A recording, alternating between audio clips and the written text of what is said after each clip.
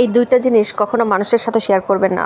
Number 1, আপনি যদি অনেক বেশি সুখী থাকেন তাহলে আপনি সেটা মানুষের সাথে শেয়ার করবেন না।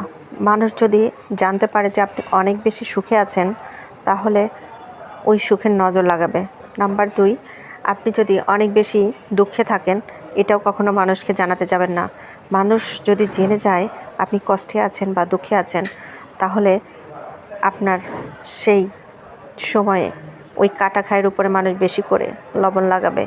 এই জন্য সবসময় খেয়াল রাখবেন আপনি ভালো থাকুন বা খারাপ থাকুন, মানুষের সাথে শেয়ার না করে নিজে ভালো থাকুন।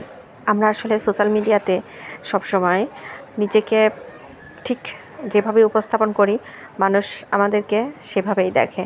এই জন্য আমাদের প্রত্যেকেরই উচিত যার যার অবস্থান থেকে নিজের সুখ বা নিজের দুঃখটাকে নিজের মধ্যে রাখা এবং সেটাকে আসলে মানুষের কাছে বলে বেড়ায় কোনো লাভ হয় না।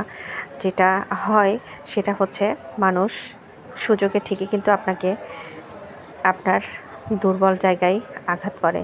সো আপনি যদি দুঃখেও থাকেন সেটাও যখন মানুষের কাছে শেয়ার করেন মানুষ সেটাকে একসময় হাসির কারণ বানায়।